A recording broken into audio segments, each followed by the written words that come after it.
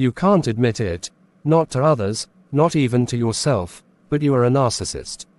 Deep down, your mind revolves around only one thing, yourself.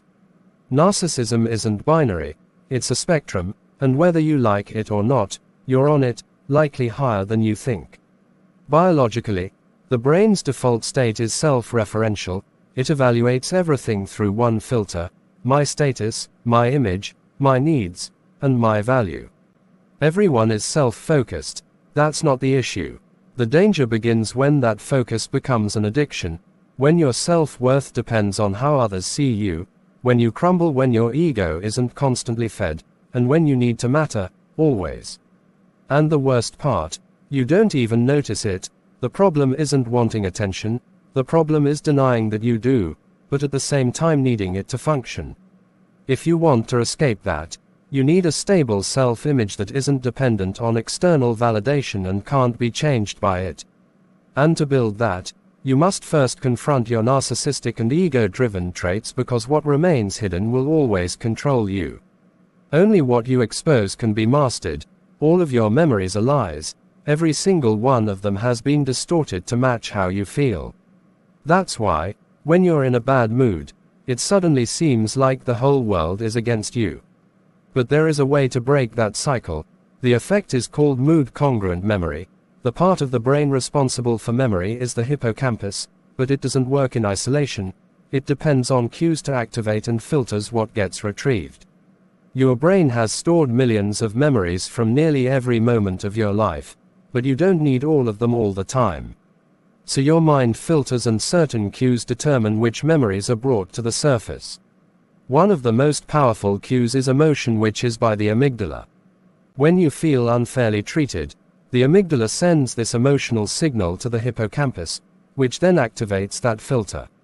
It starts scanning your memory for events that fit that state. These selected memories reinforce your belief, intensifying the emotion and creating a vicious cycle where emotion and memory constantly strengthen each other. So the next time emotions take over, remember, what you are seeing is a filtered snapshot, not the full truth. Without awareness, you can break the cycle, you can switch the filter, and use your memories to steer your emotions in the direction you choose. When your actions don't align with your beliefs, you don't act differently, you change your beliefs. That's why smokers keep smoking, gamblers keep gambling, and why you will always find an excuse not to work on your goals. The secret is called cognitive dissonance, and there is a way to finally break that pattern. Cognitive dissonance is a psychological phenomenon where you feel discomfort when your behavior doesn't align with your beliefs or values. Your mind can't handle the tension, so it needs to alter either your beliefs or your actions. And it always chooses the easier route. If you are lazy, it takes way less mental effort to find an excuse than to actually do something productive. So the mind stops seeing what you do as laziness, and instead reframes it as a break or a reward. The tension is solved, your brain is happy, you don't need to change, and you stay average forever.